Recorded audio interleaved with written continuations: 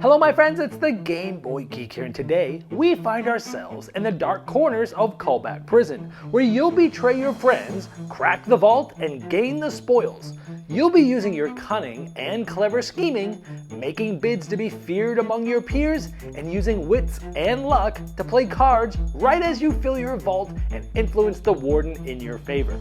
Goblin Vaults is for 1 to 5 players, takes 45 minutes to play, is for ages 14 and up, and published by Thunderworks Games. Today, we'll be doing a rule school where I'll teach you how to set up and play the game so that you don't have to read the rulebook yourself. Now, I've placed timestamps below me in the description of this video just in case you want to jump to a specific section of the rules. Let's get started.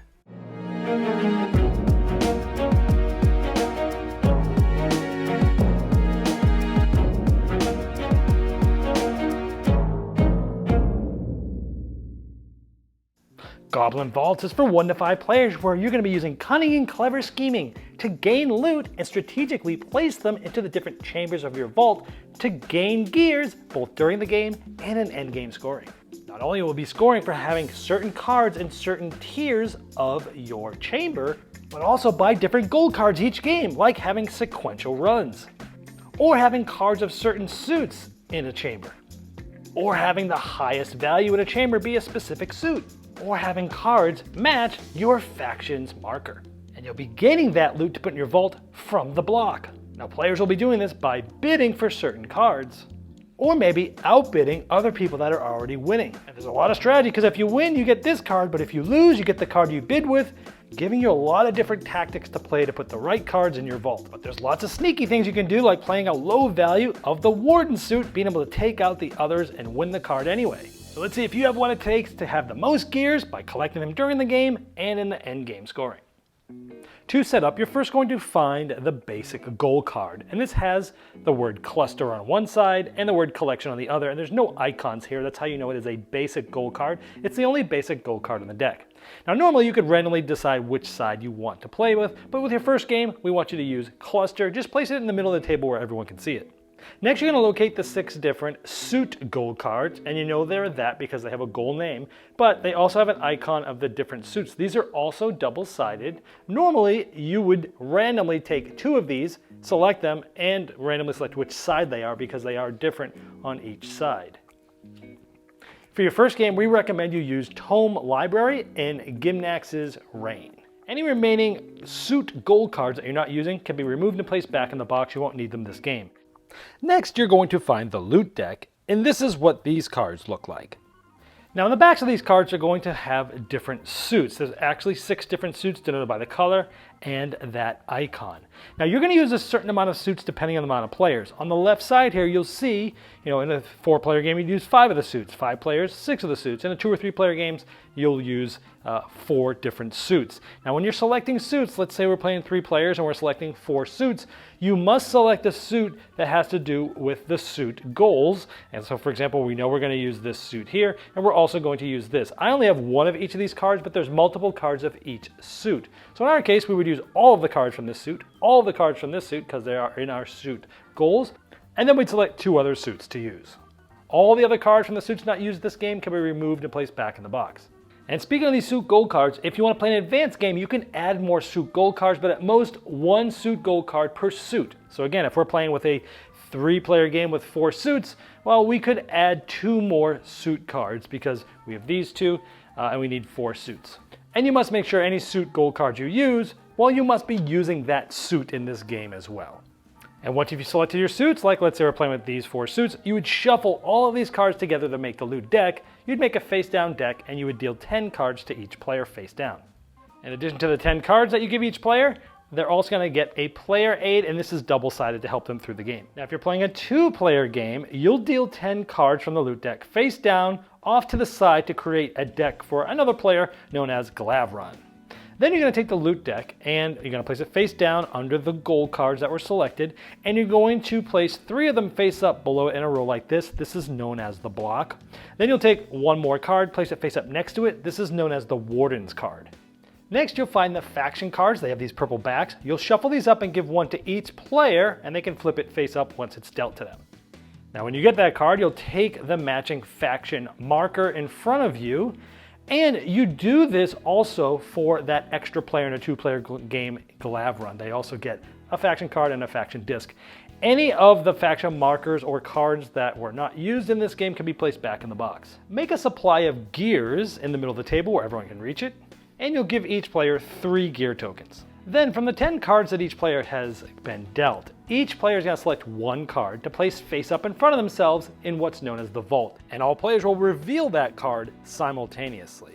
You won't really know which card to place right now, so you can kind of wait for this until you watch a little bit more of the video, and then before you start, remember to place one in your vault, because we're about to talk about the vault in detail in just a moment. But before we do that, the last thing you do in setup is you're going to give the first player marker to whoever looks most like a goblin.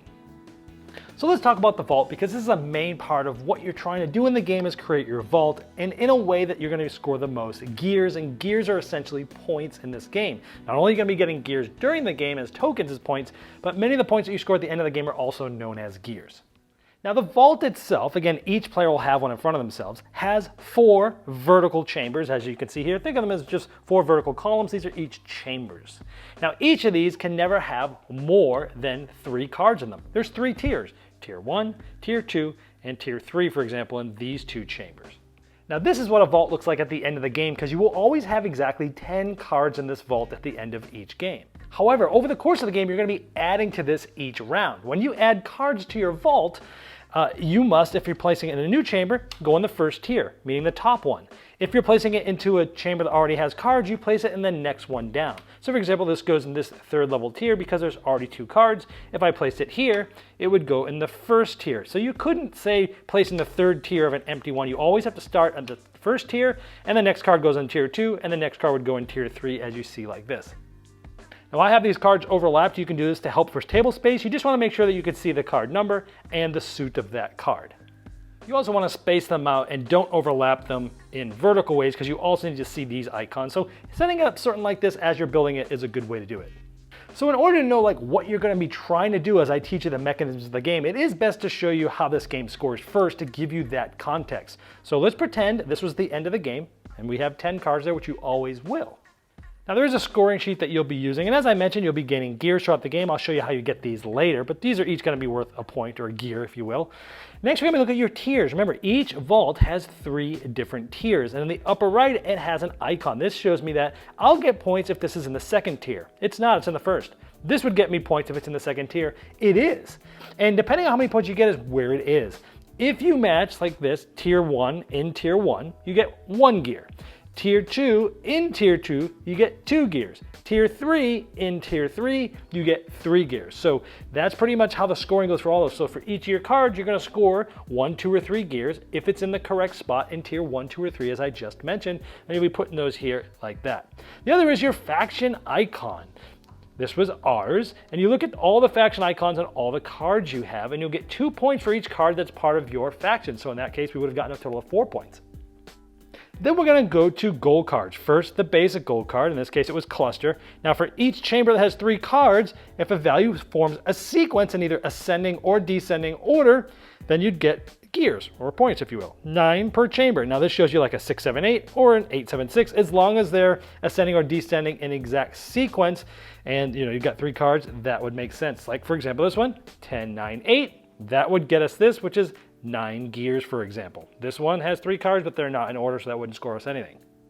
Then you'd start scoring the different suit gold cards, like the Tome Library. Each chamber with at least 2 cards, and if you have 2 of them that are this suit, you'd get 5 gears. If all 3 of them are this suit, you'd get 9. Look at this. This one, I have 2 cards here. They're green. I need to have at least 2 of those cards, so this one would get me 5 gears for that. And then we'd go to the second suit gold card. In this case, again, Max's Rain. We have score each chamber in which the highest value card is this suit. 3 points for each chamber, or 3 gears for each chamber that has this. For example, here, 7, 4, 1. Well, we have this, the highest card is this suit, so this chamber would get us 3 gears, and so on and so forth. All the goals are very self-explanatory. They even have examples, so I'm not going to show you any more of these.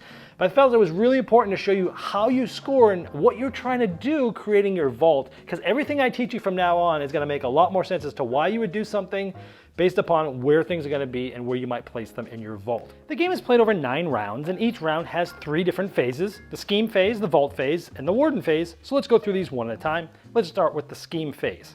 Now, starting with whoever has the first player marker and going clockwise, each player takes a turn in this phase. Now, on your turn, you choose a card from your hand. You must do this, and you're going to put it in the block and mark it with your faction marker, and you're essentially going to be bidding. So I might place it here. You're going to always be placing it under it. Remember, these are the block, and the bids are always going to be going underneath this. Now, if you don't have enough table space to have a bunch of cards going down, you can overlap them, but again, always make sure you leave space to see the suit and the number like this. And I might do this just to make it a little bit easier to show all the cards on camera. And then the next player would make a bid. Now, I'm going to talk about the strategy of why you would do certain things in your bidding in just a moment, but I want to make sure that you know that when you play with a 2-player game, right at the beginning of this phase, you're going to reveal a card from that Glavron's deck.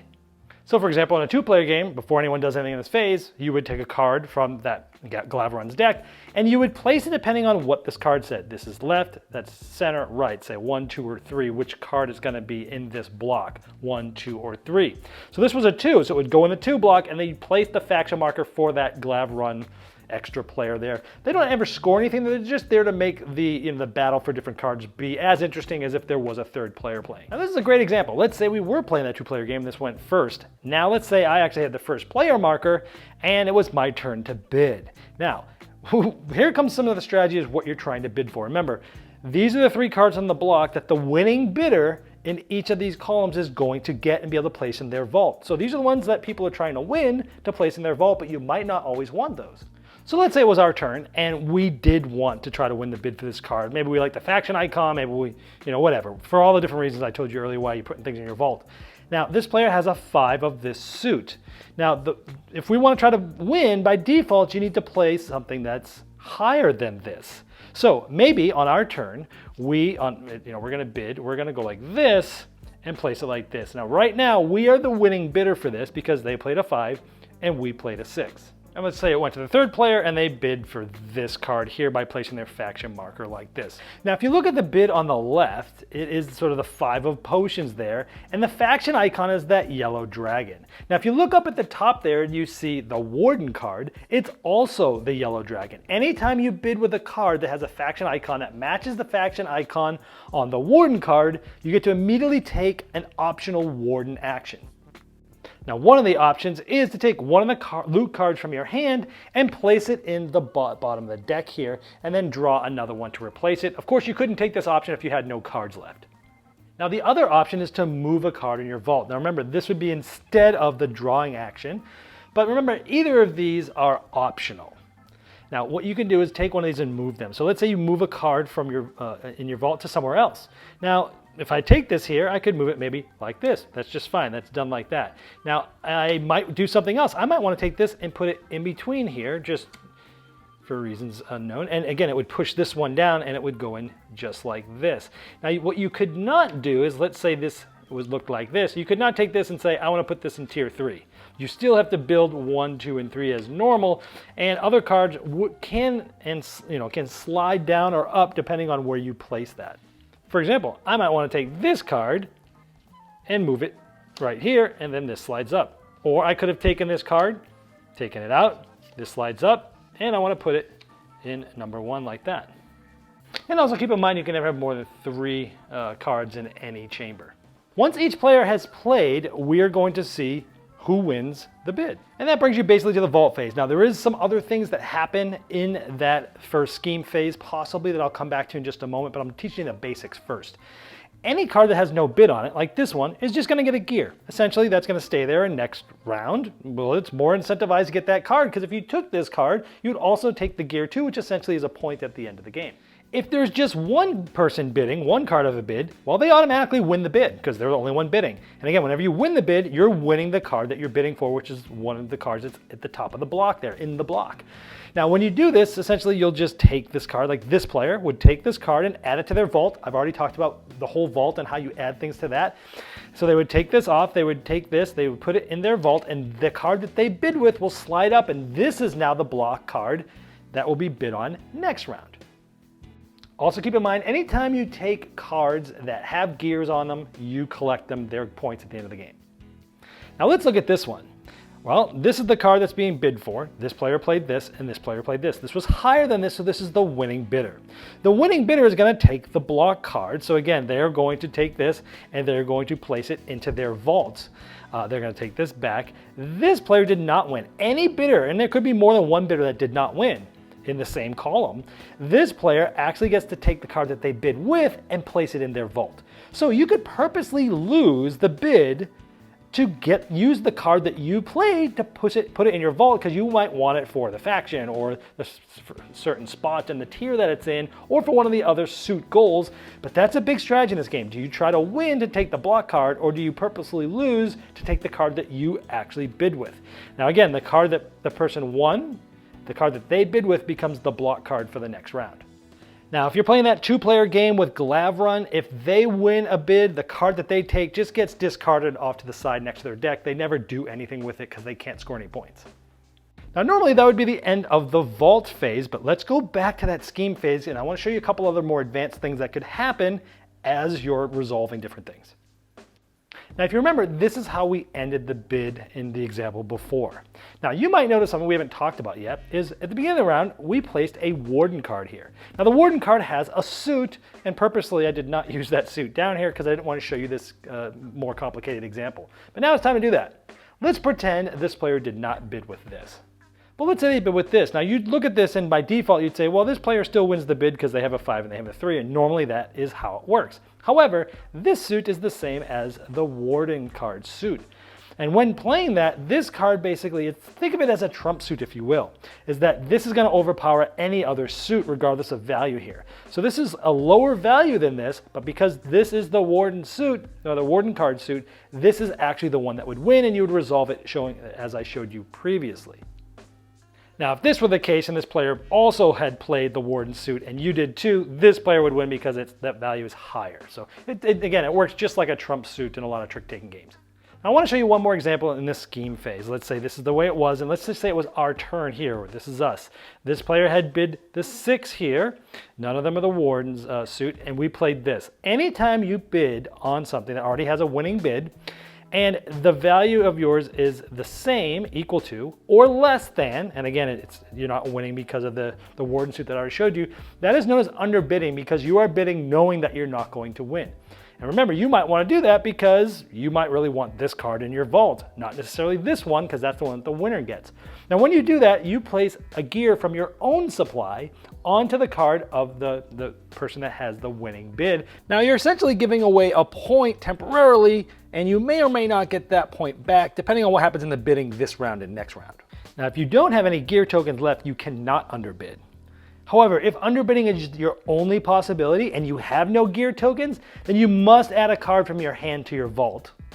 But that card has to be placed face down, which is not going to be able to score you anything at the end of the game. You additionally also take a gear from the supply and place it in front of yourself, so now you have one. So now we've talked about the scheme phase and different ways to bid and outbid and underbid and have the Warden Actions. We've also talked about what happens in the vault phase when you're resolving those. So right now we're at the point where we just resolved the vault phase.